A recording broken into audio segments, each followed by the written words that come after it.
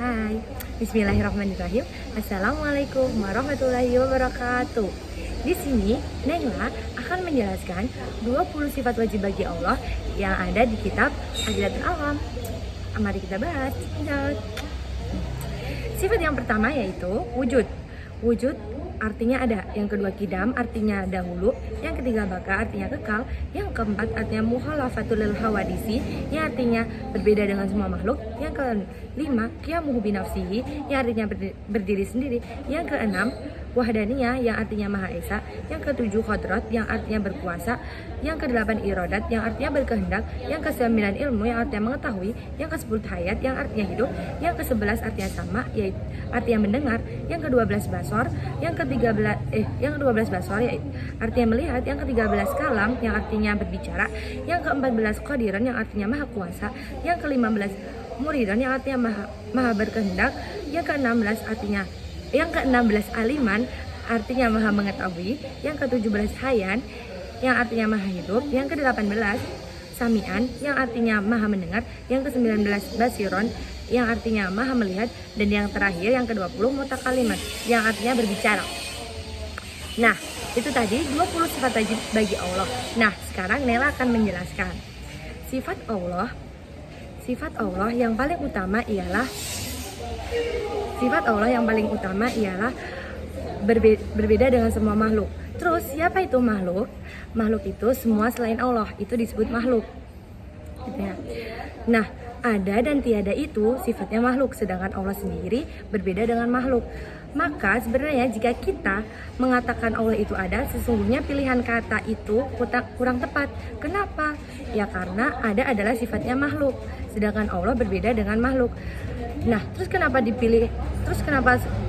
sini dipilih kata ada? Ya karena supaya Allah bisa dikenal oleh hambanya, maka dipilihlah kata ada. Meskipun sebenarnya Allah di luar kata ada dan tiada. Terus kata apa yang bisa mendeskripsikan Allah di luar kata ada dan tiada?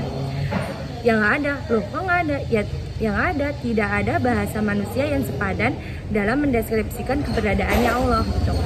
Terus ya, kita bahas tentang sifat Allah yang qadir atau yang maha berkuasa.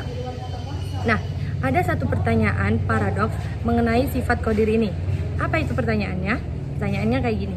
Jika Allah maha kuasa, bisakah Allah menciptakan Allah lain yang lebih hebat darinya? Nah, itu pertanyaannya. Pertanyaan seperti ini nih dijawab bisa atau tidak, pasti jawabannya hasilnya Allah tidak maha kuasa. Jadi, pertanyaan kayak gini nih hanya bisa dijelaskan.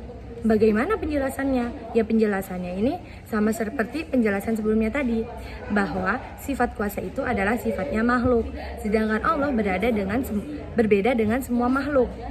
Maka sebenarnya Allah berada di luar kata kuasa. Nah, kata apa yang tepat untuk mendeskripsikan kekuasaan Allah? Jawabannya kayak yang tadi. Nggak ada. Kok nggak ada? Ya tidak ada satu pun kata atau bahasa manusia yang sepadan dalam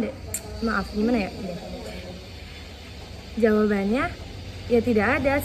Kok tidak ada? Ya karena tidak ada satupun bahasa manusia yang sepadan dalam mendeskripsikan kekuasaan Allah. Namun meskipun begitu, supaya Allah dikenal hambanya, maka dipilihlah kata Allah Maha Kuasa. Begitu guys. Sekian penjelasan dari Naila, kurang lebihnya mohon maaf. Di sini kita sama-sama belajar. Syukran. Wassalamualaikum warahmatullahi wabarakatuh. Dadah.